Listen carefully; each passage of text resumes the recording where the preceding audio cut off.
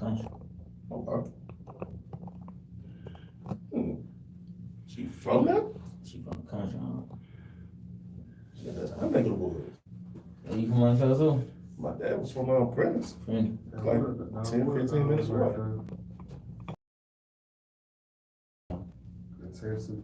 on life. You can put your phone in. People don't want to put their phone up there close.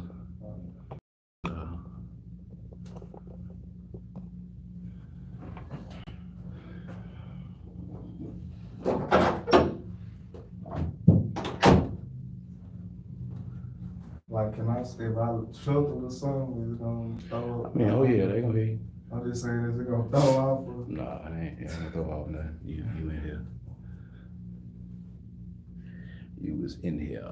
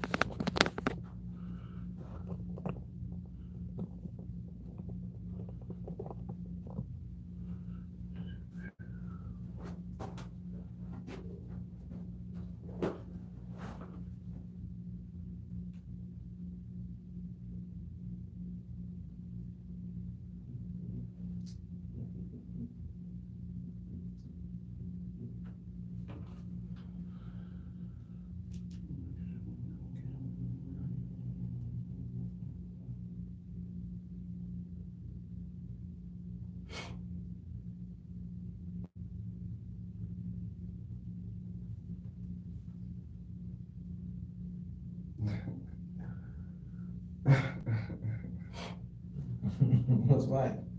I'm tripping that, cause like this is me, I'm goofy. Like everybody had like their own name. And like my man had, he was like the one most high, most chosen. Like it was like a whole bunch of shit on top of it. Like I forgot what is it again? Like The real Swoll the real Swoll and the number one. and the number one. It's Yep. all together. Yeah. The real Swoll and the number one. Yep. THEREALSWOLL, number one. Alright, big. Just tripping out.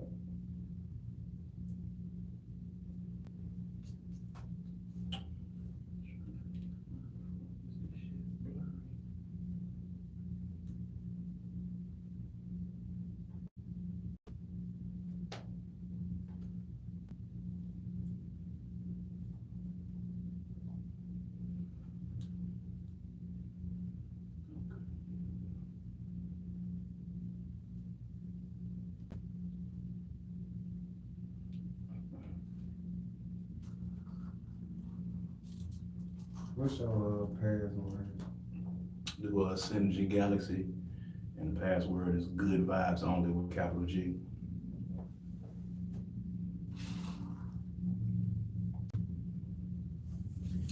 All right, and we back, y'all. It is 7:45. You know, we're gonna start on the dot and on the dime, man. So we know a lot of y'all are gonna be joining the room as we go along. Of course, make sure you're subscribing to the YouTube channel, Brad Kamikaze Franklin. Make sure you subscribe, make sure you turn, because we are live from the content room, and this is the episode of Live from the Content Room, man. We're gonna try to bring you a lot of different content from this channel, man. We have interviewed politicians, we've interviewed the mayor, we've interviewed state, we've interviewed city council people, we've interviewed movers and shakers, tastemakers, and tonight we're gonna be talking about some music. So there's no telling what you're gonna see me talking about on this channel, because you know, we diverse around here. So we talk about news, we talk about politics, and you know, we talk about $10 pizza slices, and you know what I'm saying, and daiquiris and all that good stuff. That's what we talk about around these parts, man. So if y'all are just joining the conversation, man, make sure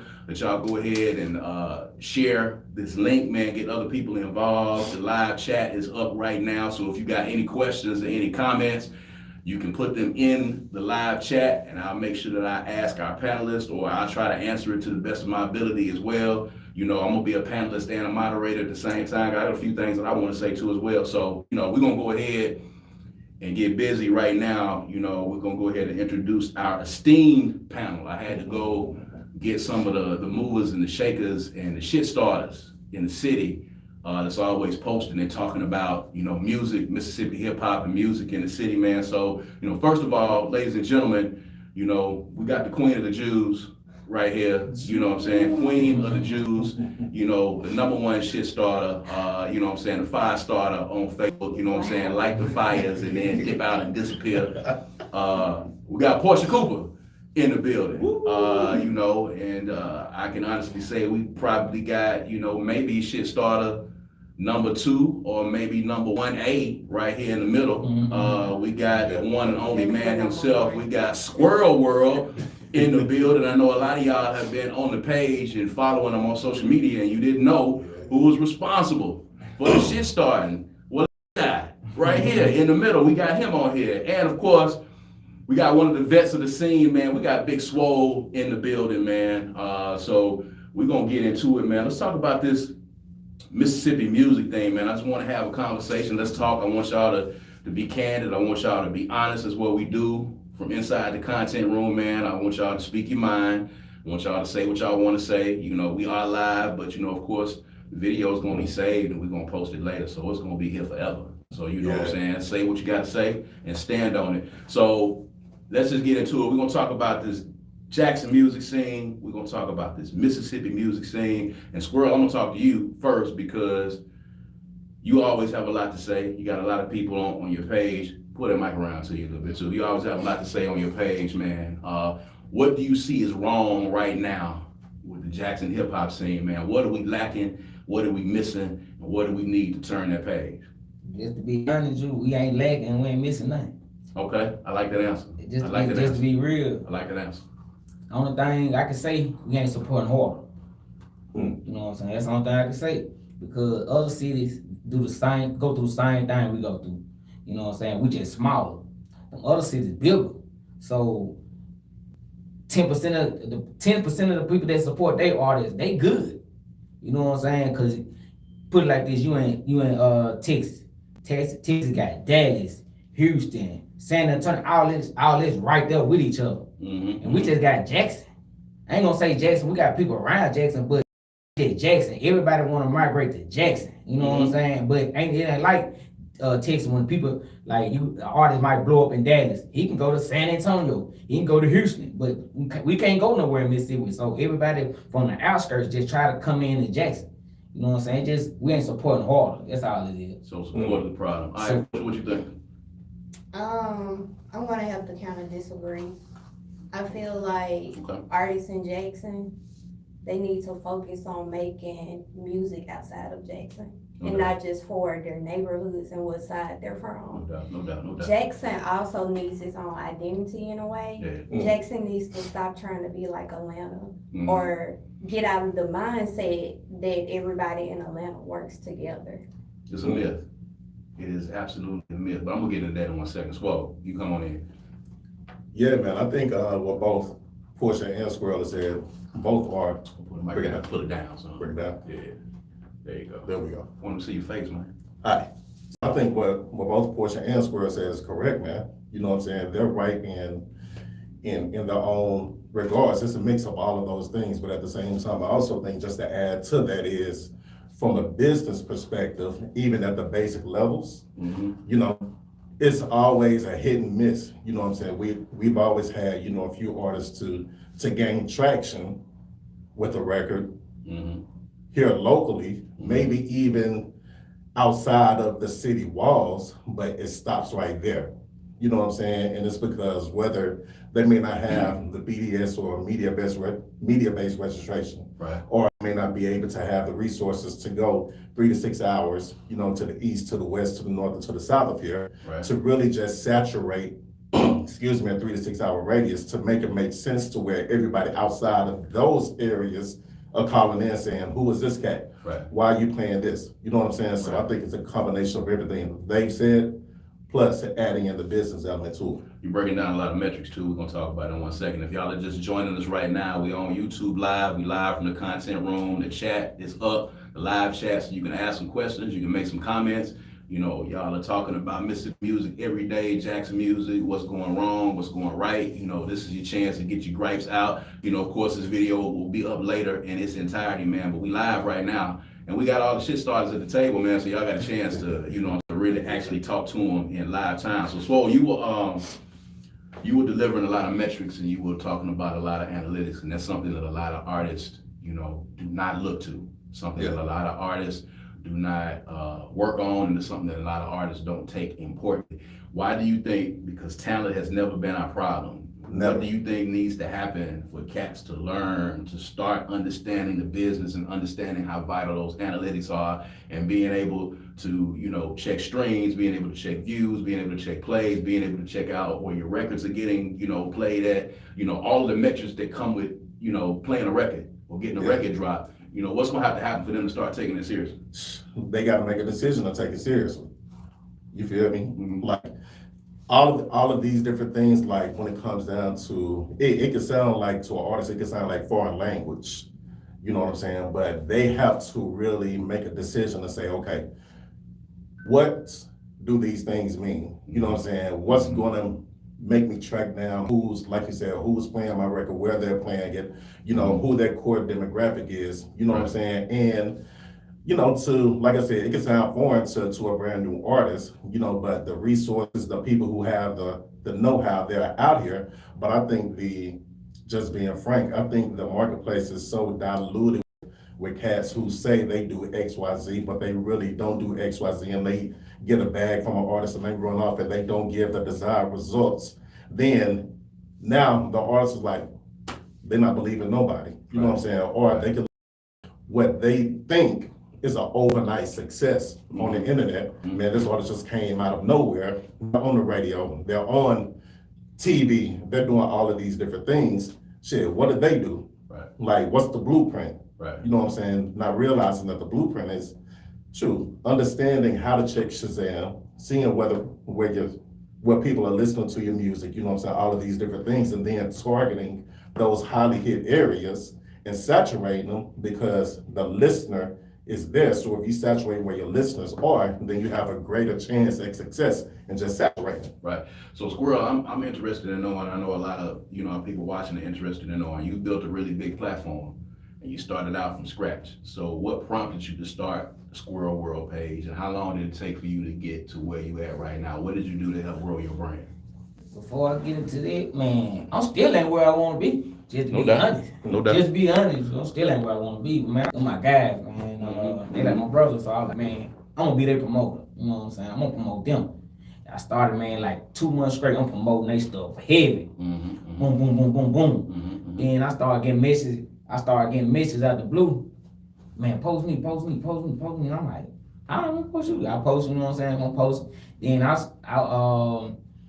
one morning I just seen some XXX. You know, he's at RPM, but he got to fight in the club and knocked somebody out at a concert or something.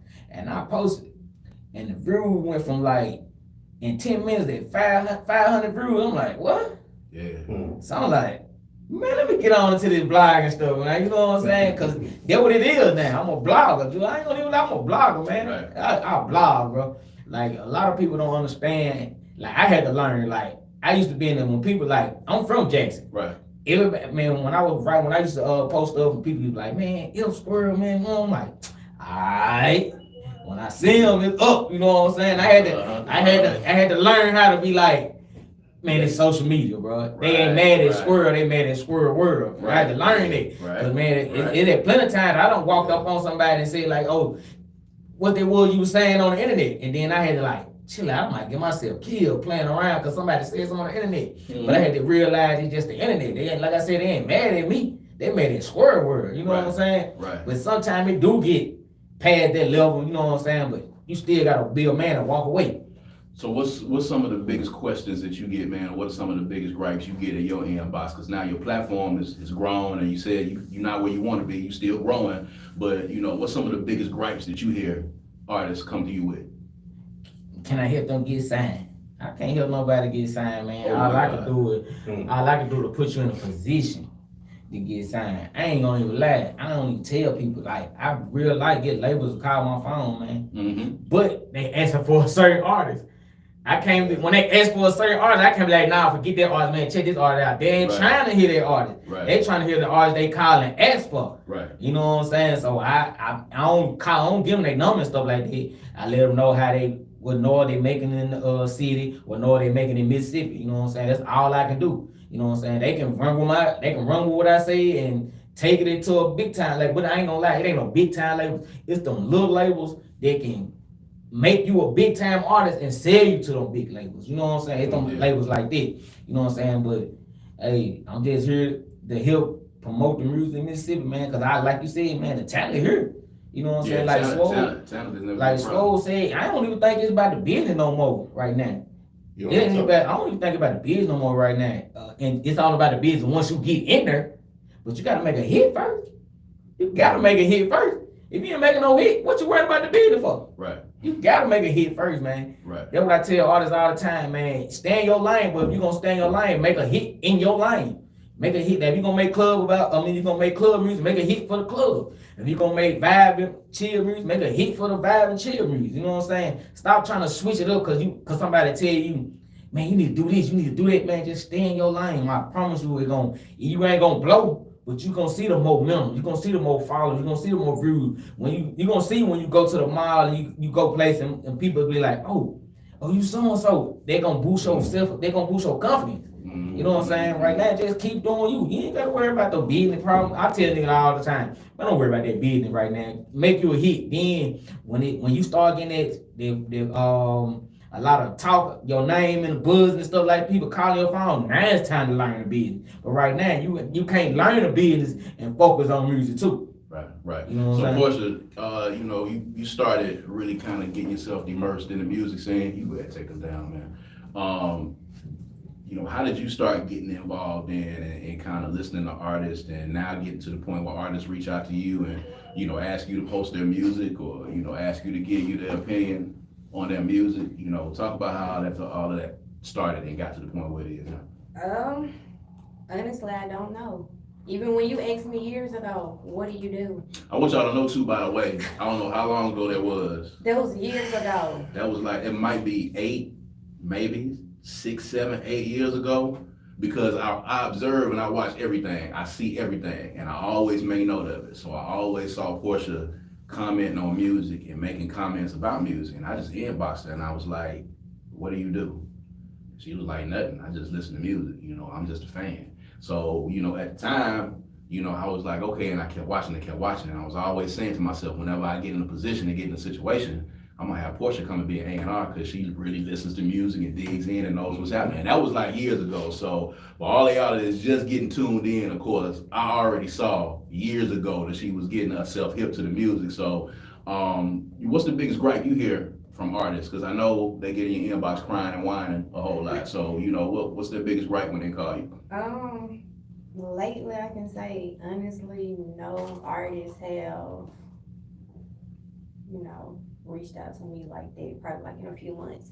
But when they were, it was basically, you know, what I need to do. Nobody really checking for me or why so-and-so may be making this type of music and that person trash, I'm better than them. And like I stated, you gotta stop trying to make music for West Jackson. Like, if you're gonna make neighborhood music, make West sounding music for all of the neighborhoods that may be a West Jackson in the country, stuff like that. I got a comment in, and this is a comment that I hear a whole lot, so I want y'all to speak to it. So this person said, this is Malik Cash. I agree with all 3 people, but there also seems to be some favoritism to a number of artists around here, whether that's related to more networking, a bag, a break off, or just because they are cool with each other. So I hear that a whole lot.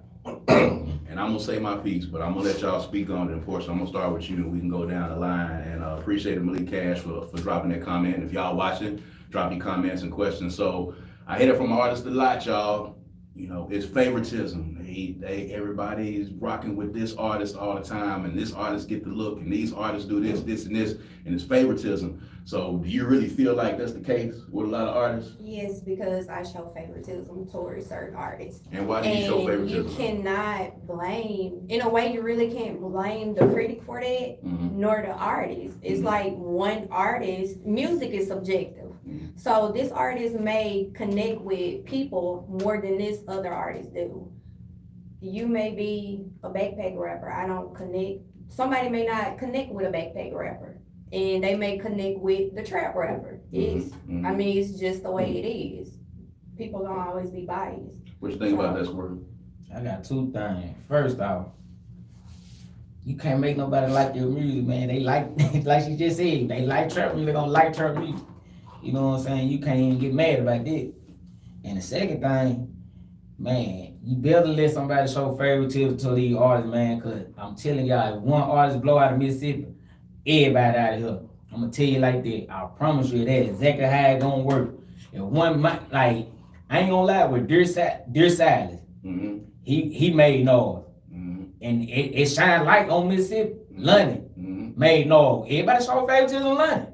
It shine light on Mississippi. Nico making noise. Everybody showing favor to Nico. Get what he doing? Shining light on Mississippi. Favoritism good, man, cause they gonna shine light on Mississippi, man. And it, like I said, one artist get one major deal, man. You know them other labels gonna come and snatch everybody else up out here, cause that's what they doing out in other states. Just like they did with Keith Chief in Chicago. They snatched him, and guess who else? Reese, Lil Durk, Famous Dex, Reese, man. Everybody came up out of there, so it. Show favoritism. I'm gonna tell you, show y'all favoritism, because it was like favoritism is. Favoritism ain't another thing for support. That's all it is.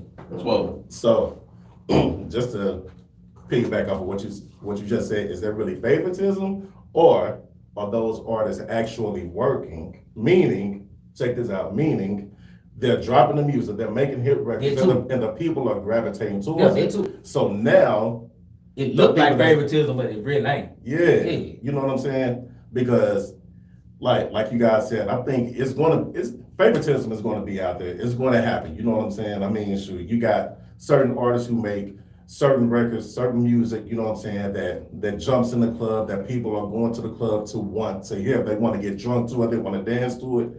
You know what I'm saying? They want to do all of these things too. You got certain artists who make the street records, street music to where shoot, I want to ride around. I want to feel like I'm the man, you know what I'm saying, in this moment before I go up in this spot, I'm gonna listen to this artist. You know what I'm saying? So favoritism is gonna be around, but at the same time, that favoritism is garnered by these artists working. You know what I'm saying? Like you mentioned Nico, you mentioned, you know what I'm saying, Backdoor Sam, they drop records, but they're moving around. They're going to the different spots in the city, different cities in the state, you know what I'm saying, just to build upon their momentum. You know what I'm saying? So I don't necessarily think it's favoritism. Shit, niggas working. I mean, it's not favoritism. You gotta work. Yeah. And that's not to say that you're not working, Malik, or any of the other artists that are watching right now. That's not to say that y'all not working. It's saying that there's some other artists who put in work, who've broken through, who've managed to, touch a lot of people and get a lot of reactions for their music. When I'm looking at an artist in the city and I follow what's going on all the time, you know what I'm saying? And we're gonna talk about that a little bit later. But when I look at these artists in the city, man, I look and see what happens. How many shows are you booking? How many people are actually showing up and paying to come see you perform? How many tickets are you selling? How many streams do you have? How many monthly listeners do you have? How many plays are you getting? How many views are you getting? How many people are talking about you, online? How many conversations are happening about you? And when that starts happening, of course, the bulk of the energy is going to go towards those particular artists. It's not favoritism. It's just basically those artists have worked themselves in a position where everybody wants to start working with them. And that's a position that you kind of want to get yourself to. I've never, ever seen an instance where somebody was just blatantly like, I've got an artist that's here that people might not know, and I'm showing favoritism to this artist over this particular person. Because the real of it is, when you hot, it doesn't matter if people showing favoritism or not. It doesn't matter if they not showing favoritism. If you hot, it doesn't matter if you got all kinds of forces working against you. If you hot, it doesn't matter if the program director has said he not gonna play your record. It don't matter if all the DJs in every club say they ain't gonna play your record. It don't matter if all the streaming services say they ain't gonna put your music up. If you hot, people are gonna want your music and they're gonna get your music. And there's a certain level that you gotta work to get to that. So, no, I don't think it's favoritism. I just think it's, some people have worked and gotten themselves to that point. Rion says if you're pushing and moving, you don't have to worry about favoritism. When it comes to music, people listen to what they like. You have a room that is ready to show you. You have a room that is ready to show you favoritism. You just gotta find it. Ray Kincaid has jumped on. Shouts out to Ray Kincaid. Right. Once I stopped complaining and actually started learning and working on my craft, I've been prospering. Less complaining, more working. There you go. And Ray Kincaid has been one of those artists that I know I can say I've watched over the past 5 or 6 years, girl, like right before my eyes. So. Yeah. And I can say that too. Shouts out to Ray Kincaid. And one of the things Ray Kincaid did that a lot of people don't do, man, he actually got outside of himself and he actually started listening. And he actually started listening when people were giving him critiques. And he actually called people who knew what they were talking about and asked their opinion. And he actually started doing the research and it actually started working. And he actually started getting reactions for his music, as opposed to originally, when he would put up posts, lamenting about the fact that, nobody's listening to my music and this is happening. He stopped, complaining about it and he actually went and asked people. There are people around here that you can actually ask that can actually help you to get your craft together and to actually work on it. And that's what you need to do. You can't sit and worry about why folks ain't rocking with you. You got to figure out how to make people start rocking with you, really, at the end of the day. So I want to ask this question. And everybody says this: does Jackson, Mississippi support Jackson artists? Does Mississippi support Mississippi artists? Portia, I'll start with you. No.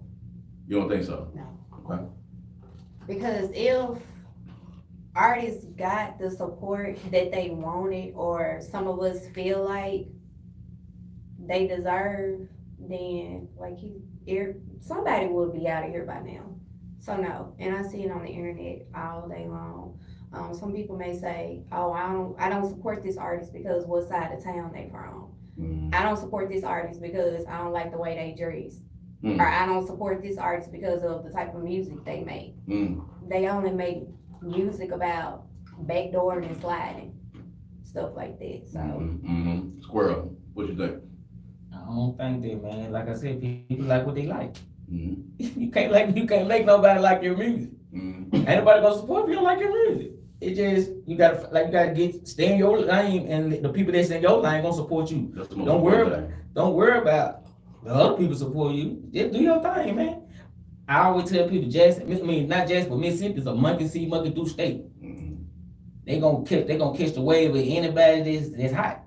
You know what I'm saying? No matter who you is. If I blow up right now, don't nobody even know me. Give me a week, the whole state of Mississippi gonna know me. Cause it's a monkey see, monkey do state, man. That's all it is, man. Like we just gonna support who we want to support. That's it. Swoll, what you think, man? Squirrel, I think that's problematic. Personally, I think that's problematic, bro. And the reason I think that's problematic, man, because if, like in your example, if you blow up tomorrow, you know what I'm saying, and nobody has played your music prior to tomorrow, you know what I'm saying? Like, I think that's problematic from a DJ's perspective to a consumer, radio, the whole nine. Like, I have nothing to lose, so I can say this. You know what I'm saying? Like, I think that we as a whole, from the people that's in radio or media or consultants or managers or especially DJs, newer DJs today, definitely need to do a better job of opening their email or being more receptive to a brand new artist who's coming up saying, "Hey, I'm DJ or I'm MC such and such," you know what I'm saying? "I'm doing this, I'm trying to get my music career popping," you know what I'm saying? "Just give me a chance," all of these different things. And I think there's not enough examples of that to really be like, to turn that curve to where you blow up tomorrow, everybody jumping on, I'm playing your record, now all of a sudden it's I've been supporting. Nah, nigga, you just started supporting tomorrow, and you trying to But dick ride and drive that Can coattail. I ask you a question, Rick? You mentioned DJs. So in this day and age, because I know we used to all of us have the conversation about there's a disconnect between artists and DJs. So in 2022, do you feel like that artists still need DJs to get on? Whew. No. Watch out, Swoll, because No. core DJ is gonna be mad now. I'm gonna they tell you not right mad. now. We can cuss on here. Yeah. It's you too. Hell no. Hell no. It's you too. Well, man, artists do not need no DJ. I love the DJ, but they still in the loop. You still go to the DJ, no lie. Artists still go to the DJ. But right now with social media, man, y'all don't need them. Y'all don't need them, too. Man, I'm gonna tell you right now, most artists in the last 5 years done blew up off the internet than anything more than a DJ. Been passing their music around. No bullshit. I mean, yeah, it's definitely a social media driven world, but I still think the DJ is very important. still- You know what I'm yeah, saying? still- And the reason still- for it is because at the end of the day, even by this being social media driven, you know what I'm saying, and people can blow up, artists can blow up from the internet, guess what happens? A DJ is gonna hear their record, you know what I'm saying, find out where the artist is from, he's gonna call the DJ that's in that city that he knows, like, hey, what's up with such and such?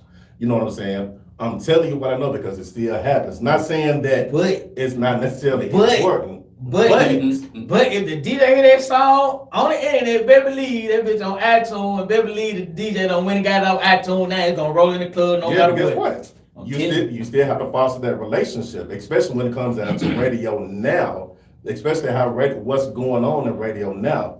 Like, I'm gonna drop a gem right now that a lot of cats don't know. By fourth quarter, 2022, there would be no more drill music unless it sounds like on some R&B shit. And that's from a major, all the record labels are partnering together to eliminate drill music.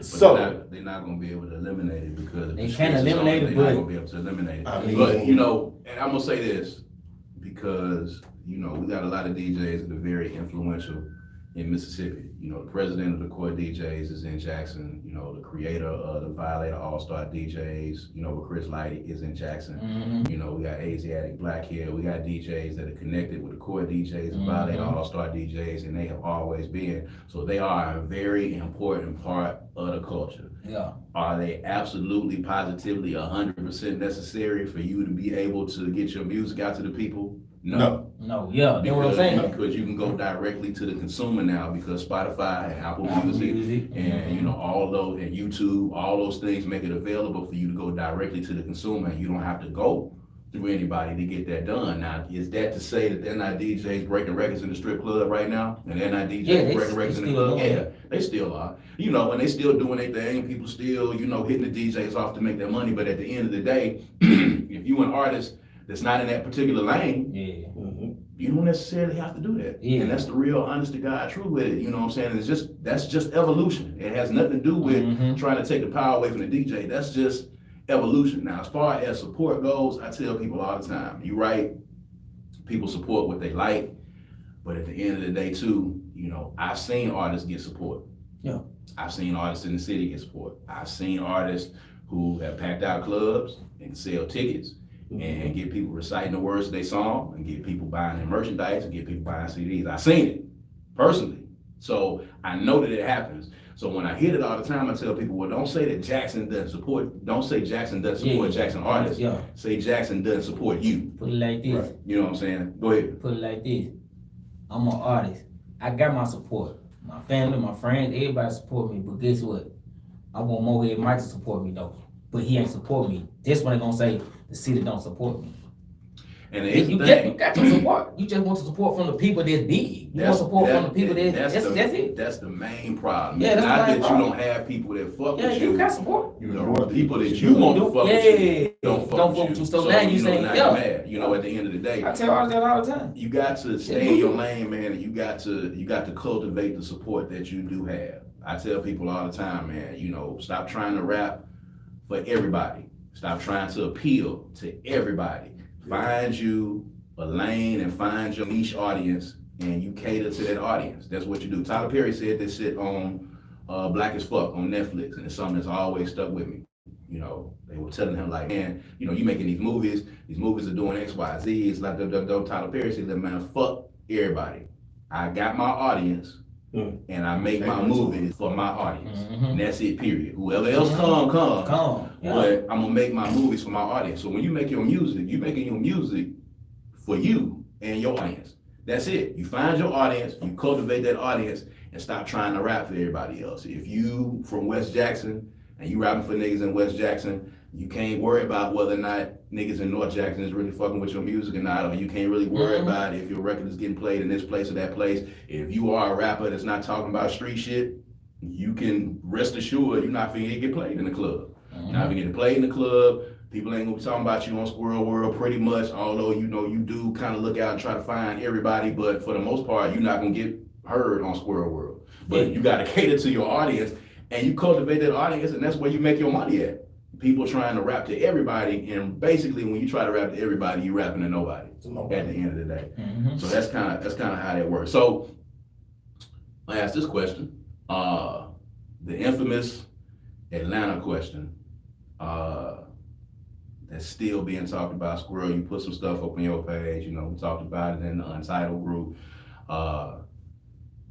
And actually, you know, yeah, it was, you know, some pretty extensive conversations in the Untitled group. A couple of them that I had to kind of back myself out of because it was crazy. But, you know, because I got 20 years of doing this shit. But the premise that people think that you got to leave Mississippi. Hell no, you know what I'm saying? You posted something that Carlos, you know, said on 85 South, you know, got a lot of traction. You know, and me and him had, you know, a couple of sidebars, and we're gonna have some more sidebars. But, you know, it's different when you come from Oxford, Mississippi, and you come from Jackson, Mississippi. It's two different things. But, you know, Squirrel, do you think you gotta leave Mississippi and go to Atlanta to get on? Do you think you need to leave to have people to check into your music? Nah, man. I'm gonna keep on telling every time somebody asks me a question. Lil London did it, huh? Lil London did it, man. Just Adam did it. Nico doing it. Beto Sam doing it. Man, everybody, bro. Whatever name, my guy, AK, Akeem Malik, he doing it. He just went, he got on, I ain't gonna lie, he got on in Mississippi. He just went somewhere for better resources, networking, that's it. Yeah. You know what I'm saying? You ain't gotta move. It's just gonna be longer. Yeah. It might take longer, but hey, it's gonna take longer if you move, cause I tell artists all the time, why move? Yeah. When you move, you gotta start all the way over. You gotta know new people. You gotta meet new people and all this shit. Why you just can't stay at home, build your fan base, then take your fan base with you? Yeah. You know what I'm saying? Not just almost getting out, man. You get one little piece of fame. Now it's time to go to Atlanta. Hell no, man. You better stay here where your fame at, and then let your fame build and move it in. I'm gonna tell you, and I'm gonna have Portia to respond to this, but you know, I've been doing music a long time, so.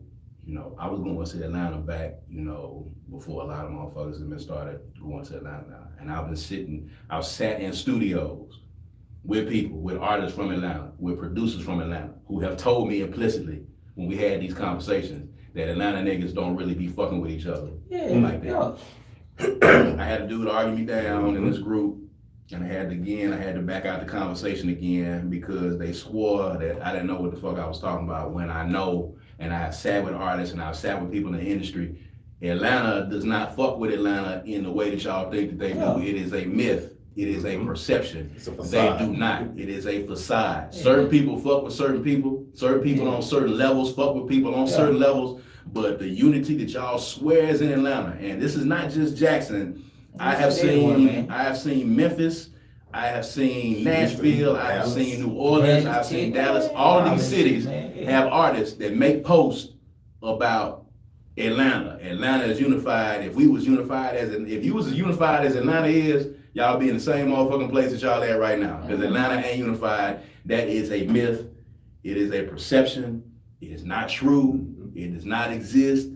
Jackson, Atlanta, Dallas, all of us have the same issues and the same problems that these folks have. And y'all just don't understand it because y'all have been sold on that bill of goods. But I'm over to Portia because, you know, that discussion took place in the Untitled group. But your thoughts on the having to move to Atlanta? Like they said, nowadays, artists are so advanced than probably what they were in Mississippi 15, 20, 25 years ago because they have the internet right here. And I know a lot of artists spend all day on the internet. They have the internet right here. So the myth about whether or not you have to leave the state to get on, I don't feel like you do. Do you need to leave the state and network? Absolutely. Yes, you need to leave the state and network, but get on, you don't. The Atlanta thing, from what I've been told from people that actually live there and work with artists, it's basically like survival of the fittest. And like Atlanta is like the mecca right now for music. They got the hottest artists. To a place like Jackson on the outside looking in, it's like, hey, they all work together, all their artists on, but they say, you know, they're beefing, they hating on each other, all the time. They a whole bunch of stuff. So if I think if more Jackson artists, Jackson people can get that out their head, then we might get a little farther than where we are. It's tough, man. It's tough. So, Swoll, what you think about that? Nah, man. Artists don't have to move to Atlanta, man. Artists don't have to move anywhere. Right. Now, move around. Absolutely. Yeah, for sure. You gotta move around. You know what I'm saying? If you just expecting to be discovered right here without moving around, without meeting people, without going to the different places and events where the movers and shakers are just to build a relationship, right, then it's not going to happen, you know. But moving around, definitely. But you don't have to move to Atlanta. You know what I'm saying? Like you said earlier, you was traveling back and forth. You know what I'm saying? In your career to Atlanta for the network and to build a relationship. You got a network. Like, you know, I traveled. I've been all over the world. Music has blessed me with the opportunity to be all over the world. You know what I'm saying? I've traveled the entire world. Went to Atlanta, Chicago, Dallas, Miami. Went everywhere. But you went and you handled business and you came back. Home. So, you know, I tell people all the time, like, and it's not a whole lot of people. Like, me and Benz was having this conversation a few days ago. You know, me and Ma was having this conversation. It ain't a whole lot of people. Like, and I'm just being honest. It's not a whole lot of people that can say that they have, you know, made some noise out of this state that's still around. You know what I'm saying? Yeah. I did it as an artist and I did it as a manager. Got deals from sitting my ass right here in Jackson, Mississippi, where people came down here to Jackson, Mississippi to fuck with what I was doing as an artist and to fuck with an artist that I was managing at the same time. So I just seen it happen. So I know personally that you don't have to leave Jackson to make it happen, but you do have to network because relationships are very important. Relationships are currency. Connecting with people, networking with people. You can't stay here. You got to move and go to other places. But the only way Atlanta was able to grow like it grew is because people were traveling back and forth. And the people that were in Atlanta were traveling back and forth. And then they instantly and eventually made people come to Atlanta to record songs. They made people come to Atlanta to shoot videos. A lot of people don't know, you know what I'm saying? A lot of y'all, you know, of course, y'all are a lot younger than I am. But before the Olympics came to Atlanta in 96, before 96, Atlanta was Jackson. Literally. Before the Olympics came to Atlanta in 1996, Atlanta was just like Jackson. The problem is that the world came into the city of Atlanta when the Olympics came there, and it shined the light on the city, and it brought a lot of people into the city. So that was a watershed event that happened that made people start fucking with Atlanta. But before 96, and anybody would tell you that, Atlanta was over there trying to figure out their way just like we was. They just had a really huge event to happen. Like the Olympics is a huge event. It's one of the biggest events in the world. It takes place every 4 years. So when you had the entire world come to your city and live it in your city, that's the kind of things that happen, man. Those are the kind of things that happen. Like, man, I'm not an artist, just to piggyback what you just said, you know, but I'm not an artist, but, you know, just for me to move around and build relationships and network, you know what I'm saying, it got me a member of the voting academy a voting member of the recording academy, which is the Grammys, you know what I'm saying? I've been doing that for the past 8 years. BET voting committee, you know what I'm saying? BET Hip Hop Awards, all of these different things. Like, you gotta move around. You have to. It's critical. If you just sit around here and not do nothing, nothing is going to happen. That's it. Squirrel. So let's get into this, man. I got a couple other things I want to get y'all's thoughts on, man. You know, right now. No, let me backtrack. So I'm gonna ask you this. I got 2 questions for you. First question is your top 10, your top 20. list of the hottest rappers in the city. You bring it up, and every time you put those out, it causes a complete meltdown on the internet. Every time that happens, man. Are you doing that to get a rise out of folks? You know what I'm saying? What's your purpose in putting it out, knowing that you know it's gonna chat out? Are you just being a blogger saying, you know what I'm saying, I'm trying to create some buzz and some traffic? What's your thought process behind you putting that top 10, top 20 list together? I'm be honest. And how do you determine the list? I'm gonna be honest with you. Top 5. The top 5 always right. I'm gonna go down nobody say top 5 always right.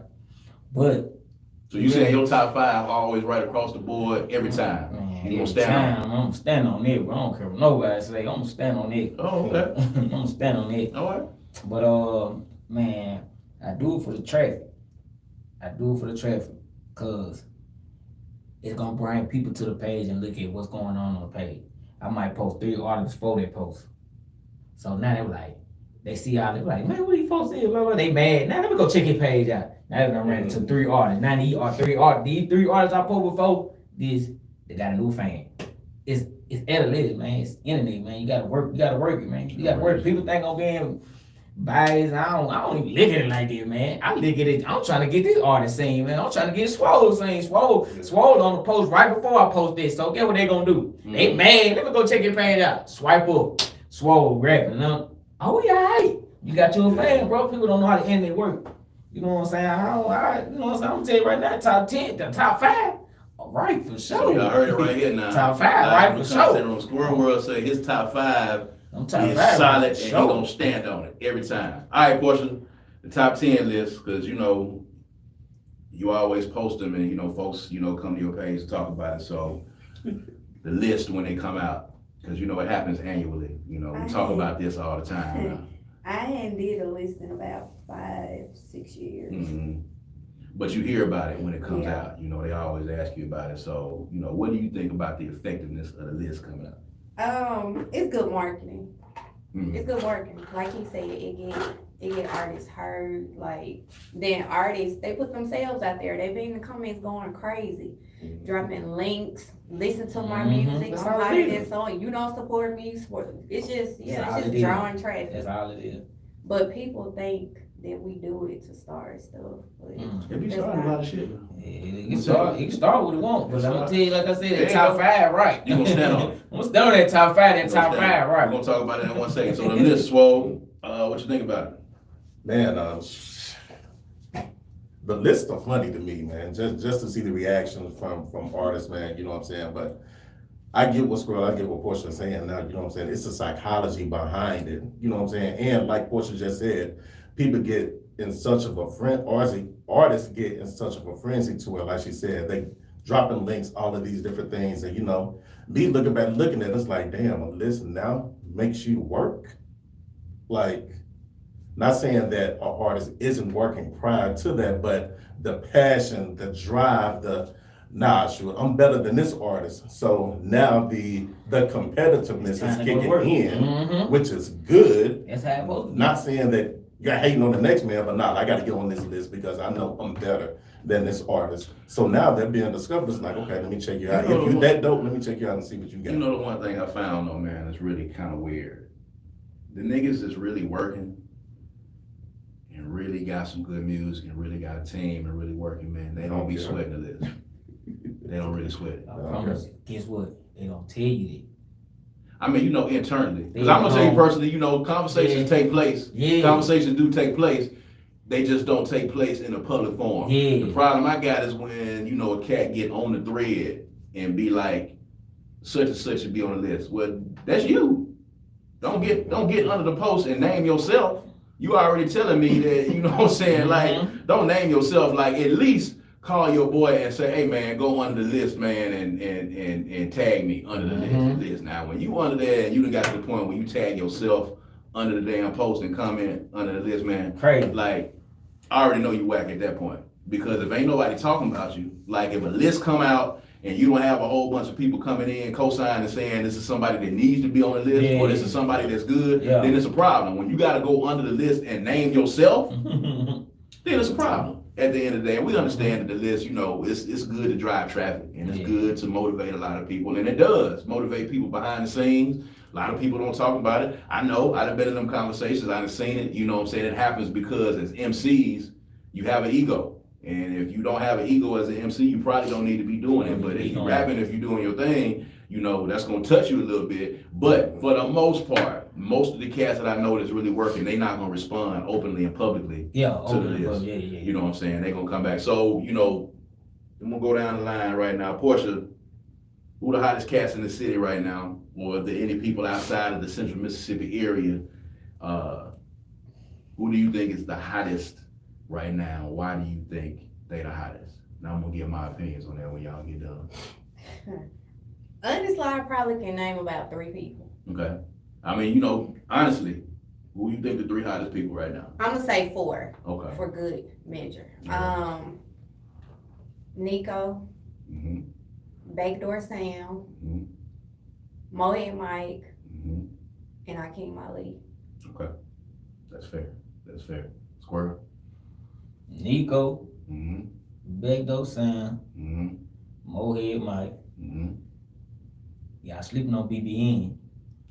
But BBN though. BBN, and Q himself, we all done been on FaceTime. I'm talking about up 2 o'clock in the morning, we FaceTime them. Me, BBN, QC, we on the phone with them, talking to them. They want him, but they look for him to turn up even more. You know what I'm saying? They know he got good music. His mama manages him, Lord. Nah, don't nobody manage him. What's name manage him right now? They're coast to coast. The people that be coming in now. No, nigga. They No, do. they don't. Yes, I'm telling you, bro, I ain't bullshit. Lord have mercy. Yeah, but they, you know what I'm I'm gonna saying? get on Swoll, but Swoll was, you know, Yeah. Swoll sometimes be riding for the coast to coast dudes. I can't do it. I can't do it. You know what I'm I saying? can't do it. So we can talk about that now. We're gonna get into that. I wanna hear who you think is the hottest. Then we're gonna get into that in 1 second. Mike, Because I think we're gonna clash on that. Go ahead. Mike, Nico, Sam. You know what I'm saying? I've been hearing through Squirrel about BBN, you know what I'm saying, like for the last year or so, you know what I'm saying, check them out, you know what I'm saying, been to his page, all those different things. But right now, that's my top 3. Yeah. Mm. Yeah. I would say Nico, definitely Backdoor Sam. BBN was gonna be, you know, my next choice. Mohead Mike is kind of a given because he's been doing it for a minute. You know what I'm saying? In my estimation, like, you know, this is how I determine. First thing with Mike, first of all, people know his records, people respond to his records, and his phone is ringing. Yeah. It's a difference when your phone ain't ringing, then we can't really get into that discussion about you being hot. Like If the people ain't reacting to you, if I don't see hundreds of people, you know, in front of you reciting the words to your song, we can't really have a conversation about you being hot. If you ain't selling tickets, it can't really be a conversation about you being hot. Now, you know, so Mike is in that conversation, definitely, but you know, he also is in another conversation because he's been doing it for a minute and he really doing it, you know what I'm saying, with the remix and then now with the new jump with Moneybag. I want to talk about that too in a second, but you know, Nico, Backdoor Sam, BBN, you know, we can talk about Mike, you know, doing his thing. Akeem Ali, you definitely got to put him in the mix of what he's doing.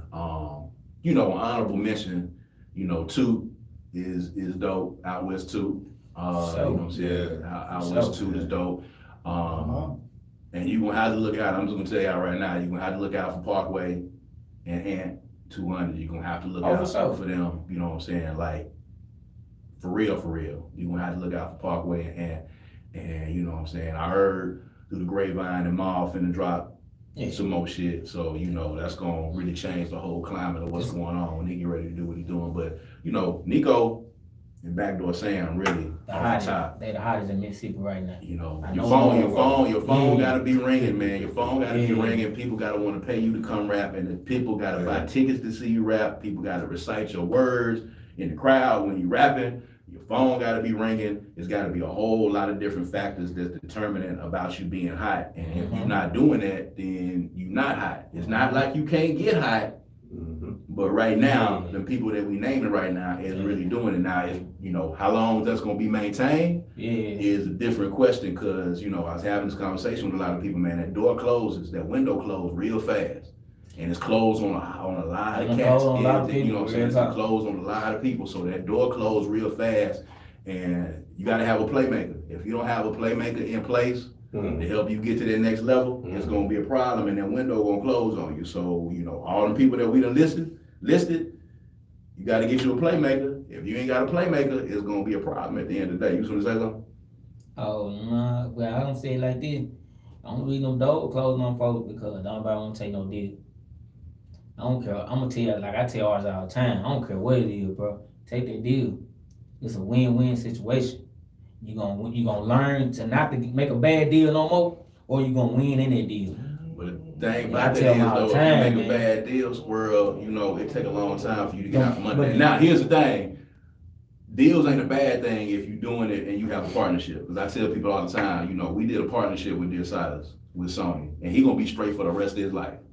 And we did a partnership with it. So it wasn't a regular deal, but you have to have a certain level of your foundation built up and a platform to be able to go in that room and sit at that table and say, tell them what you want. This is what you want. Yeah. But you have to have worked yourself to a certain point to be able to get there, to be able to do it. You're not gonna be able to just walk in right on the back. Because at the point you got leverage. Yeah, you gotta have some leverage. You gotta go in a situation like that. You know what I'm saying? But like I tell you all the time, man, if somebody wanna sign you for $100K for an album, man, do that shit, man. Oh, well, ain't nothing, man. Do it. But at the same time, once you get in there, I promise, I'm telling you, once you get in there, you're gonna meet so many people. You're gonna learn and see so many people. You're gonna talk to so many people behind your label. Man, you're gonna be in the game, man. I promise you, you're gonna be in the game, man. I ain't gonna lie, bro. I done like, bro, in this, like, me getting into this music shit, cause I started, like, I just wanted to blog. Now I done read and I done talked to people and I really want to get in that industry shit. So if I get a chance to just get in, I'm gonna get in. Cause I done read and I know how to move now. You know what I'm saying? That's why I be like, if you make a deal, make the deal, man. You know what I'm saying? You know when you got a bad deal. You know what I'm saying? You ain't just don't go into a bad deal. But if in that deal you see that, oh, I'll be all right for 2 years. I'll get in that deal with them for 2 years, do my thing. If it don't work, it just don't work. But while you in them 2 years, you learning. You learning, you meet new people, you learning. Now, once that deal over, even though it was bad, you know how to work your move and get in a better deal. You know what I'm saying? So to me, it's a win-win situation. It's a win-win. It ain't always a win-win. You know, we might have to sidebar about that one because you know I done lived it. But you know, Porschia, what you think about the deal thing? I hear a lot of people saying, you know, I don't want to take the deal. I hear a lot of people say that you need to take the deal. You know, what are your thoughts on that? I don't know. I feel like it kind of got sidetracked with what you originally stated because I was listening to the question, but I don't think it had anything to do with them taking a deal or not. Right. So what I'm saying basically, you know, people are blowing up people's phones, and we was talking about this, you know, the top dogs right now, but they don't want to take a deal. They don't want to take a deal. Oh. They want to get their whole family out the hood. So if you're gonna they want $2 million deal. They want $1 million deal. They trying to get everybody out the hood. But that's fair though. Yeah. That's fair if they put in the work. Like, you gotta understand, like, you know, the metrics has got to make sense. You know, if y'all, you know, BBN on the phone with QC and he telling you not to get the weight up, you know what they want. They want, They want you to get that weight up. They want to see them analytics. They want to see those numbers go up because it's got to make sense for them. Because if you want to get that $2 million deal to get your family out the hood, you gonna have to be bringing X, Y, Z to the table. And a lot of cats don't have an organization around them, and they don't have a foundation to make it happen. A lot of these cats is kind of every day they just getting up and motherfucking shooting from the hip every day. You know what I'm saying? No team, no structure, no plan, none of that. You know what I'm saying? See, with BBN, like, no lie, he almost had it, bro.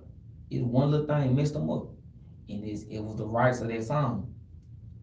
Then when you come with the business part come in, the rights that song is cool. Then laid in the background, that's an old school. I don't know. Get sample together. Yeah, get that sample together. No folks don't want to sign sample off. So the thing is, again, you got to have a playmaker that can tell you how to do stuff ahead of time, so you know that, because sample clearances, You know, you dealing with producers, they use a lot of samples, they use a lot of records, it's gotta get cleared. It's a really huge thing. It's a really huge thing that happens, you know what I'm saying? I haven't been down that road, like it's crazy how that works, man. Get y'all some playmakers, man. All the cats that we talk to, man, that's out here that's really making noise, and I think we pretty much name the same cats across the board, man.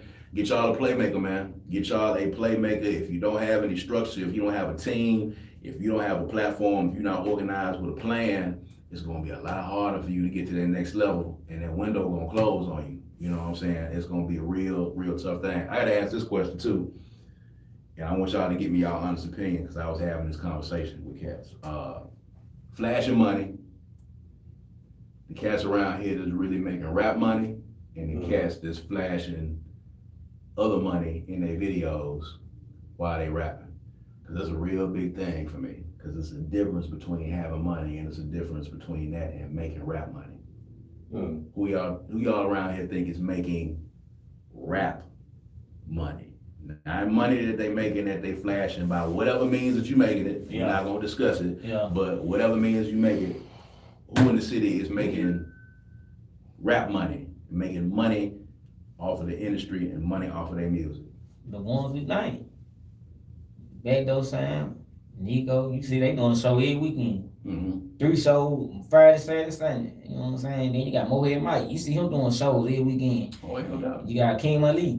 You might not see him doing no show, but hey, He making rap money. He making rap money. He making You rap know what I'm money. saying? And that's, we can say that. You know what I'm saying? Making rap money. All of like them, like BBN, them other artists, man, they probably making rap money. They probably making $200 here off a feature and stuff like that. But you know, man, it's hard to make $100 off iTunes, man. If you ain't. Oh, you shouldn't be looking at iTunes or Spotify to make money. Yeah, it's hard to make money out there, bro. It's over with. You know what I'm saying? If you ain't getting a million screens a day, it's over with. It's tough, man. You tuned in live to the content room, man. Live from the content room. We got Porschia, we got Squirrel World, we got Big Swoll in the building, man. We've been talking about Jackson music, Mississippi music, man. We've had some people chiming in the live chat, man. We're gonna do this, you know what I'm saying, very often, you know, because I present a lot of different content on my YouTube page. So, you know, we definitely got to come back and, you know, at some point talk about, you know, restaurants and talk about clubs and venues. You know, it's a lot of shit y'all be talking about out there, man. $10 pizzas and $30 daiquiris and all that kind of good stuff, man. It got y'all really hot. Y'all really be tussling and fussing and fighting, you know, in the comments. So, you know what I'm saying, definitely want to talk about that on this channel as well. But I wanted to start off, we're talking about something that's near and dear to me, which is music, you know what I'm saying, in this state, man, what we doing. So, Swoll. Yes, sir. We're gonna talk about this coast to coast thing real quick, because I know you touched on it. You said you wanted to come back to it. So, you know, I want to get your thoughts on that, because I'm vehemently against it.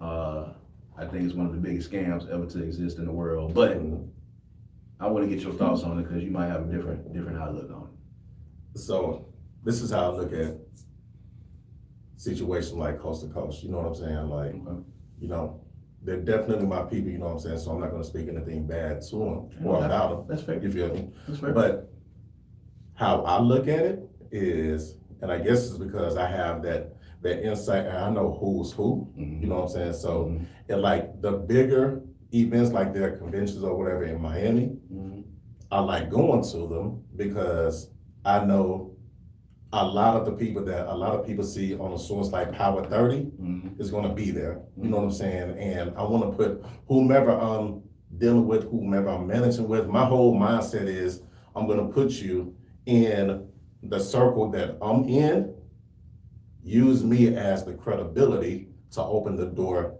for you. You know what I'm saying? Like prime example, you know what I'm saying? You know, Dolly, he's one of the examples of that. You know what I'm saying? We went to Miami and, you know what I'm saying, he saw Jim Jones walk up to me like, Swoll, what's up? And I'm like, what's up, bro? Hey, this is my guy, Dollar Black, you know what I'm saying? This is who I'm working with, you know what I'm saying? They have a sidebar conversation, you know what I'm saying? And just different label execs, people like that are there in the room. It's not necessarily, we want to go there to perform like their regional events that they have, like it's a little networking. Yeah, it's networking. Being in those circles, you know what I'm saying? Like when I've gone to LA for BET, it's the same things. It's not necessarily the award show. What do you think about, because this is my thing, what do you think about the amount of money that artists put in to participate, to be a part of it, versus what they get out of it at the end of the day? at the end of the day, honestly, I wouldn't do it. There you go. I wouldn't do it. But at the same time, I understand and I know that there's also in some aspects a cost to admission if you want to play at a certain level. Is it really? And see, here's my thing, because you're right. If you actually in the room, you might run up to some people. You know, networking is really important. You know, making connections, relationships, all that's good. You never know what can happen for a 5-minute conversation. My problem is the amount of money, especially with the amount of money that it takes for artists to do what they do now. Spending the amount of money that they spending to be a part of these coast-to-coast mixtapes and coast-to-coast showcases and going all over the world, and in this package they're supposed to get at the end. And I've never seen one artist in the history of Coast to Coast go through their particular, whatever you call it, that's ever popped.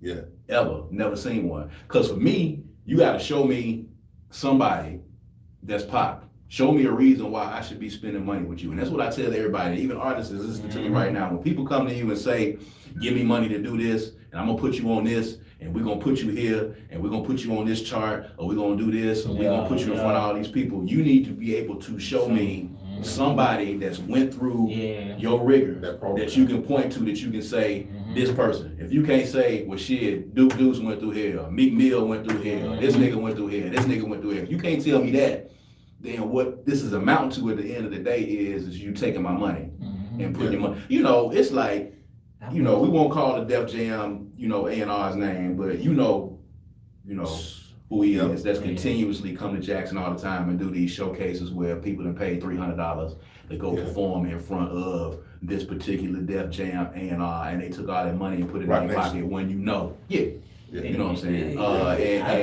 I say it like this. Yeah. Man, it's dope if you got 10 people performing, but man, I went to it'd be 40 people. You gonna forget the first person that performed something. So that's why I say it's a scam. Now, if you come down here and do like 10 people, cool. You know what I'm saying? 7 people, cool. You know what I'm saying? In front of people, that's fine. But like you said, it'd be like 40 people, man. 40 people, and you rapping in front of a room full of rappers. So I don't understand the concept of you rapping in front of people that's trying to do the same things you're doing. That's not your fan base. That's not gonna help you. So you don't really basically just spend, and it happens every day. You know, I talk to artists and I consult with artists all the time. And you know, hey man, I just did this showcase over in Atlanta. You know, everybody loved to say I didn't went to Atlanta. I was in the club doing this showcase, man. And you rapped in front of a room full of rappers, didn't you? Like, yeah, man, everybody in there was like, yeah. And they told you this was gonna happen, this was gonna happen. Yeah. Well, they just took your money. And it's not little money, it's $250, it's $300, it's $500 that they getting out of these cats. You know what I'm saying? So, you know, to me, in that sense, it's a scam. I'd rather you just say, look, let's just do some shit where we gonna network and let people come in and talk back and forth. You know what I'm saying? Let's just talk, let's network, and let's just do that. I'm not finna tell you that you finna perform, and I'm not even the person that can push a button or sign a check. If you're not talking to a check writer, it's a wasted conversation. If you're talking to QC, then that's a profitable, fruitful conversation, because QC is the person that writes the checks. If you're talking to anybody else outside of that, off the top of that, then you're not talking to the person that you need to be talking to. It's a middleman conversation, and you probably pretty much gonna waste your money. And I think in those situations like you referred to earlier, I think artists definitely need not a playmaker, a serious playmaker that knows the ins and outs, who can navigate the bullshit from the real shit. Basically, let's say if one of those events is in Atlanta or whatever. Like here's how I look at it. Okay, let's see. Just hypothetically speaking. Okay, P is gonna be there, Jermaine Dupri, Jonte Austin, you know what I'm saying? You know, all of these different people. Yeah, you know what I'm saying? Let's put together this $500 and let's go. You know what I'm saying? Let's do that, because in my mind, it's not the event, but it's who I know, because I know 4 or 5 of those people that I can put you in the room with, and we can have a totally separate conversation, because they're in the city at the same time, when naturally, 9 times out of 10, they are not, outside of holidays or their kids' birthdays. Right. You feel me? Right. So that's my whole mindset. But outside of that, if an artist doesn't have a playmaker or somebody who is knowledgeable in the game that can recognize what's beneficial and what's not, they're gonna waste money. Beneficial? They're gonna waste money. So, last question. I'm trying to keep these to an hour, but it's been a good conversation. We want to do this again. The perceived notion that there is a split in the city between street niggas that's rapping and whatever you want to call the other group of niggas. I don't know what you even call it now these days. You know, in first generation, in my generation, it was backpack niggas and it was street niggas.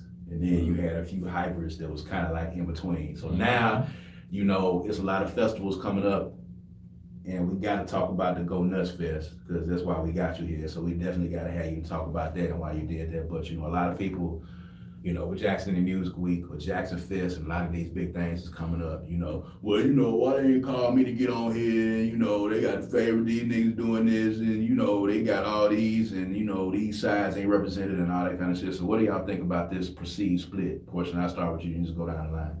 It's a split. It is a split. Now, I know with Jackson Indie Week, you do give equal opportunity. Absolutely. For all artists to be a part of the event, and then they have like time in advance to get all their stuff together that's needed. And I do see artists still complain about it when it come around. Yep. Now, as far as these other events that have happened in Jackson and upcoming, you do see the split with that. I don't want to say the names. Trapcella. I feel like Trapcella was for trap artists, and then you have Jackson One Fest or whatever it's coming up. Yeah. You see certain artists on it, so that will cause people to say it's a split because you see this, you see that. So, Squirrel, what you think? I'm gonna say it like this. I don't want to say it's a split, but I feel like trap rappers don't want that kind of sound in their music. You know what I'm saying? Cause they rapping about dope and stuff. Then you got a motherfucker coming on your song with knowledge. You know what I'm saying? It's gonna fuck them up. You know what I'm saying? You got a nigga you got a nigga 1, 2, 3 rapping. Then you got this a motherfucker coming to 2 times 2 rapping. You know what I'm saying? That's how I see it. Ain't no split. It just they feel like it don't compare. It don't make their song sound better. Right. So if you're gonna do a trap song, you might as well do a trap song with a trap nigga. So what about the events though? Kind of, you know, what about the events and making sure you spread it around where everybody getting a chance? Man, with the events, they doing the right thing, but the trap niggas looking like, oh, Nico ain't on that beat. That rapper ain't on that beat. They seeing all these other rappers, but they don't see the rappers like them on there. That's why they might don't get on it. So that's why you got a whole event full of these rappers. That's the split though. Now I know, but it ain't no split. It just they don't want to get on it. It ain't no split. They don't want to get on it because they be complaining after it's over. Yeah, they complain. They probably complain after be on it because now they didn't see that. Oh, this a trap rapper on that bitch now. All they see is the motherfuckers at the beginning. The you know what I'm saying, diss sizes and stuff like that. Yeah. You know what I'm saying? Now at the end, oh man, I ain't know Nico was on it. Now they want to get on it. Yeah. It's just they gotta pay attention. They too late. You know what I'm saying? Swoll, what you think? Yeah, man, I think it's wrong for everybody, man. I think everybody should take advantage of any and every opportunity, whether it's Go Nuts Fest, whether it's, you know, Jackson Indie Week, whatever the case may be. You know what I'm saying? If it's a room full of backpack trap rappers, you know what I'm saying? Shit. A lot of the people that are there, they're not listening to backpack music all day. You know, but you know, I'm just using that as, you know, the label, if you will, right? So, man, so I think the trap rappers or the street rappers should go to these events to, there you go, to, hey, you know what I'm saying, I'm such and such, you know what I'm saying, show up, and vice versa, you know what I'm saying, because you're missing out on opportunities to connect with brand new ears, and at the end of the day, that's what you want, right? You got to network, man, like, for one thing, man, stop not going to shows if you're not performing. Like, if motherfuckers don't be on shows, they don't even go to the show and go in and network. If you're not rapping on the show, man, go to the show and network, man, and meet people, and at least know what's going on. Because I'm gonna tell you, 5-6 months in advance, everybody is eligible to get on Jackson Indie Music Week. You have to send in your submissions. You can only get on Jackson Indie Music Week when you submit to be on Jackson Indie Music Week. Everybody is able to do that. if you don't know how to submit, or if you not internet savvy, which I hear a lot of niggas say, I'm not internet savvy, I don't fuck with the internet, you know, I don't be on the internet like that. Well, you need to find you somebody who can do that for you. They want you to reach out to them. Yeah, and we're not gonna do that. I'm gonna tell you on our end, we're not gonna do that. I know Jackson Fest is not gonna do it. I don't know what Tyson did with Trapchella, but at the end of the day, you know, the submission process is in place. If you submit, then, you know, if it's good and the committee picks you, then you're gonna be on Jackson Music Week. And we have a wide variety of people that's on Jackson Music Week, and we got a week's worth of events. Jackson Fest, you know, they have the particular artists that they think fit in that particular vein for what it is that they doing. Trapchella was a trap show. You know what I'm saying? So you didn't have a whole lot. You didn't see Dev Mack or Dollar Black or Young Jewel on Trapchella. You know, Dear Siders was on Trapchella, but you know that's a different situation. So, you know, in Jackson Music Week, you're gonna see a lot of different things, and then you're gonna see shows. You got the Go Nuts Fest. You know, it's a lot of rappers who may feel like, you know, I wish I could have been on there, but they're not. But let's talk about Go Nuts Fest. Let's talk about why you decided to do Go Nuts Fest, how the idea came up, and how did you pick the artist that was on Go Nuts Fest? With the Go Nuts Fest, man, I ain't gonna lie, it was gonna be a whole weekend event. Well, it's Friday, Saturday weekend event. But I was like, nah, this is my first one. Let me chill, you know what I'm saying? Let me chill, let me do it the right way, let me scratch it. You know what I'm saying? I got a whole little team, nigga, direct all that shit, man. There you go. And like, I'm sitting back. I just get phone calls, let me know how stuff go, you know what I'm saying? I'm like, all right, now we're gonna do this. Shit, I told you that. I ain't no superstar, but I'm gonna tell you, like, real talk, man, you gotta make sure it's your first time, you gotta make sure you're dependent, you know what I'm saying? You gotta make sure this shit right. Why you pick the Hideaway? Why you pick the Hideaway? The Hideaway got their concert feel. They do. They got their concert. I ain't wanna do no shit like no club, no none of that. Like they go coast to coast. I ain't want none of that. I want these artists to feel like they special. You know, these local artists, like I swear to God, man, I could have got any artist I wanted, not just local, I'm to my big. I ain't gonna say any artist. I could have got like Duke Dudes, all them artists it's right there, but they ain't right there. You know, so I could have got anybody I wanted. Yeah. But I was like, nah, man, I'm gonna do this local. I'm gonna make these artists feel like they special. I'm gonna make my artists in my city, you know what I'm saying, feel like they special, nigga. Backstage, I'm doing the real concert thing. You know what I'm saying? Backstage, all that, sound check, all that. Make them feel special, man. Make them feel like they somebody. So it can, when they get through with that, they can boost their self-esteem. Like, man, I want to do this shit again. So I'm finna make some more music. I'm finna do this. I'm finna do it again. You know what I'm saying? You had the people mad at you because they wasn't on Go Nuts Fest? They didn't got I ain't had nobody mad at me, but it was like, man, how can I get on it? Man, what I can pay you? Like, nah, you ain't gotta pay me nothing. You know what I'm saying? I picked the artist for a reason. You know what I'm saying? Yeah. It's the first one. You know what I'm saying? Shouts out to Franchise too, man. She was a real dope on the lyrics. Like, he's super duper dope. You know what I'm saying? And you know, I definitely should have named him earlier. Like, I'm checking you out, boy. I hear what you put down. You know what I'm saying? You spitting hard, and I like niggas that spit hard. So you know what I'm saying? That's real dope. So Go Nuts Fest is happening tomorrow. Friday at the Hideaway. What time it start? It started at 8. Doors open at 8, man. Show started at 8:45. First artist go on at 8:45, man. DJ Monicure on the crowd, on sound. You got Jay Jones on crowd control. It's gonna be lit, bro. I ain't gonna even lie, it's gonna be lit. We gonna have some pizza in there? Nah, I ain't gonna have no pizza. We got some wings though, you know what I'm saying? You get that pizza in that junk, man. It's gonna turn up. They gonna turn up. They gonna turn up, man. They gonna turn up. So this is gonna be the only one you're gonna do, or you gonna try to do it regularly? How often you gonna try to do them? I'm doing it next year. I'm gonna do it. This gonna be annual. You know what I'm saying? Once a year. Once a year. Okay. But y'all get ready, man. Square World TV. It's like my anniversary. I've been doing this shit for 5 years now. You know what I'm saying? I'm doing Square World TV All-Star Weekend. It's gonna be comedy, basketball, and performance the whole weekend, starting at Friday all the way to Sunday. And it's gonna be at the end of the summer. I'm gonna drop the flyer after this. So man, y'all get ready, man. Like, I'm on it, man. I just want to put the lights on the artists in our city, man. Cause ain't no mainstream artists coming. So.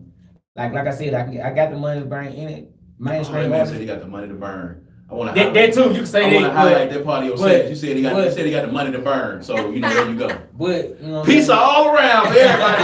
Pizza and daiquiris all around for everybody. Well, yeah, man. I got it's gonna be a Squirrel TV All-Star Weekend. Like I said, man, straight for the Mississippi artist, man. And if any artist from on the outside of Mississippi, man, tap in. You know what I'm saying? I be trying to reach out to. There's so many artists in Mississippi, but it's a lot of artists don't claim Mississippi because they in them like once you cross the street, you're in Memphis. So they claim in Memphis, you know what I'm saying? Once you cross the street, you're in New Orleans, so they claim in New Orleans. So, but they really in Mississippi. So when I do reach out to them, it be like Tupelo and stuff like that. That I mean, what did they cross the street? Once you already in Memphis, like you cross the street in Memphis, South Haven, like you know what I'm saying? It's a South Haven made, and I'm like, oh, we from Mississippi. Where you from? Memphis. Your thing say South Haven. I ain't gonna even mess with you because you don't want to claim Mississippi, man. That's messed up. Like the Ridgeland of Memphis. You know what I'm saying? Yeah, everybody man. moving out to South Haven, man. That's dope, man. Go Nuts Fest is going down tomorrow. If y'all tuned in to this live, make sure y'all go through Go Nuts Fest, man, and check out those artists, man, and support, man, because Hideaways, this is a big ass building, man.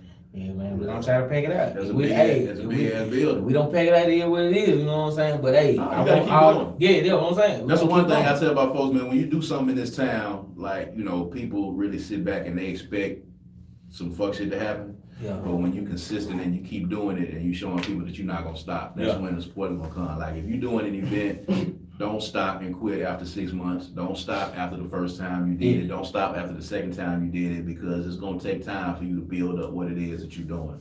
So keep pushing at it, keep working at it. It's gonna continue to happen.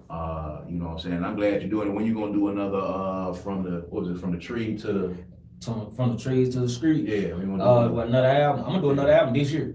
But it's gonna be like a winter album, you know what I'm saying? I wanna do it in the winter time because you really can listen to music in the winter time because you're in your car, it's cold, you're in the house, it's cold, you listening. Yeah. In summertime, you out, you ain't gonna listen because niggas, big time artists dropping in the summertime, so you ain't trying to hear what I got. But get to you in the winter time and it's cold, you ride in the car, you in the house, it's cold, you snuggle up, man, let me just go and listen to it. You know what I'm saying? So, hey, you figured out how to monetize your platform yet?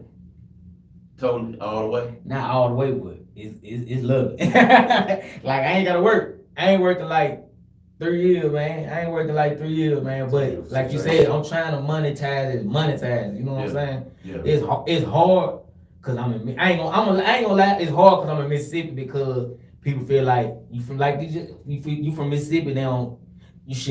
They shouldn't pay you because you're in Mississippi. You know what I'm saying? But for the one that do pay, you got the metrics now. I mean, you got the numbers, you got the metrics. There's people with a lot less that's making money. You just got to figure out. Yeah, you got to figure it out. You got to figure out how to do it. You got to read up on the research. Like it's an easy way for you to be able to do that, man. At the end of the day, so. Shit, if y'all really work, man. Shit, dude, just let me know, man. I just want to make this shit big. So make sure you tell them, man. Like Third Coast Radio is the only radio show in the state of Mississippi that plays independent music that broadcasts in all 82 counties. We broadcast in every county in the state. There's no other radio show that does that. If you are an independent artist, whatever genre, send your music in. Make sure it's clean, but send your music in and you're going to be heard in the entire state of Mississippi all at the same time. It's not another radio show that's going to do that in the state of Mississippi. So if you on Squirrel World regularly, if you tussling with Porschia on her page, if you over here with Swoll, man, send your music to Third Coast Radio ms@gmail.com. We're going to put you on and you're going to be heard all over the state. And that's how you need to be trying to get your music out and get outside of your particular area. Use the resources and the opportunities that y'all have available to you, man. Y'all not using these opportunities and these resources like you have. We got outlets, man, where you can talk to people, get your music played and all that you take advantage of. So don't say that, you know, people ain't fucking with you and don't say you can't do this and can't do that. It's outlets here for you to be able to get your music pushed. That you just have to really go forward and you gotta really push it. But you gotta wanna do it yourself. You gotta get your playmaker and you gotta wanna do it yourself, man. So this has been live from the content room. I had Porschia Cooper in here, Squirrel World. We had Big Swoll. Shouts out to my man, Josh Martin in the building as well, man. If y'all need some of that videographer work, man, if you need somebody to, to build that content for you, this is the guy to do it right here, man. And he in the building with us tonight, man. He's kind of off in the studio audience. I had some comments and some questions, but I ain't trying to jump in. Well, you don't wait until we got to the end, huh, man? So we got to wait. So we do it next time, man. We got to do it the next time. And if you're watching this, man, and you got a YouTube channel, man, if you are wanting to start a podcast, if you want to start content in any way, you can come and rent out the content room. We are at 5290 Galaxy Drive. 769-257-6664. If you want to start a podcast and you don't know what to do from the beginning, we already got the setup in here for you. We got the board, we got the mics. All you got to do is come in here and put your podcast together, man. And we'll teach you how to work the equipment, and we'll teach you how to upload your podcast, man. You can come in here. We got a camera, we got lights, we got all of this that's at your disposal for you to be able to create content. Is no reason why you can't learn how to monetize and be an entrepreneur and be your own boss creating content, because content is king. And we got the room for you right here in the content room for you to be able to do that. So we're going to post this video up a little bit later. We're going to chop it up. We're going to get some of the gems in this conversation and put it up a little bit later on for y'all to be able to talk. Hopefully we can get some of this up on the Squirrel World page, and we can get y'all to, you know what I'm saying, fighting and scrapping. And, you know, at about 9, 10 in the morning, you know, Porschia gonna put something up and start another fire and, you know, dip off and go finish working. And then, you know, Swoll gonna get on there tomorrow. He gonna be trying to put out some of the fires, man, try to help some folks out, man, and get them, you know what I'm saying, get them some help, you know what I'm saying. Shouts out to Key to the City, man. Shouts out to Twigger, Ray Kincaid. DJ Java was in here, Elite Cash, Rion, all of y'all that joined in, man. Make sure y'all share this. We're gonna keep this discussion going, man, and make sure y'all subscribe to the page. Brad Kamikaze Franklin, man. We almost up to 500 subscribers. And shit, we just started this about a week ago. We already halfway there, man. So, you know, we're gonna get to the 1,000. We're gonna start, yeah, man. Y'all keep it up. But you gotta keep pushing at it, man. You gotta keep doing it, because content is king, man. You know what I'm saying? I'm trying to be like Squirrel and just wake up every day and make content and make some money, man. I learned watching my 12-year-old, man, watching YouTube videos and learning about all the YouTubers and all the people creating content. And I'm watching all these folks that she watching, man, and all they do is sit up every day. And they make videos of them, you know, just sitting around, just, you know. Going to the park. Eating a sandwich. 100,000 views. Eating a sandwich. 200,000 views. They sitting there every day monetizing what they're doing. But that's the way of the world right now. You know what I'm saying? I'm learning from a 12-year-old how to put TikTok videos together and do all this, and just take the knowledge that you have and learn how to update it and evolve. And don't be afraid to ask questions. Don't be afraid to ask somebody how to do something, because that's how you're going to be able to work, man. You know what I'm saying? If you want to work for yourself and you're looking to really, you know, capitalize on your talent and your skill set, you got to be able to do it. So, you know, Portia's going to learn how to do it, I'm pretty sure, once you get it figured out. You know, doing taste tests or whatever it is. Squirrel already got it figured out. Swoll, we all trying to figure it out, because we all trying to make money, man, so we can be like Squirrel. That's all we trying to do, really. So we ain't got to really do shit, man. So, yeah. I'm going to buy a course from Squirrel. There you go. There you go, man. Live from the content room, man. We're going to holler at y'all next time, man. Make sure y'all like and subscribe. New interviews coming up tomorrow with Ward 5 City Councilman Vernon Hartley, and he's going to be talking about the garbage contract, because I know a lot of y'all been talking about that stuff, man, and worried about your garbage getting picked up. So new interview tomorrow. Make sure you check it out, man. He's going to give y'all some information from the city council side that y'all probably have not heard in the news. So make sure y'all check that out as well, man. We're going to be talking about everything on this channel, from politics to garbage contracts. You're going to look up one time, we're going to be talking about the best strands of weed. We're going to be talking about the best liquor. We're going to talk about everything. We'll talk about everything on this channel, man. So make sure you subscribe, man, because it's going to be a wild ride. All right? We'll holler at y'all. Peace and power.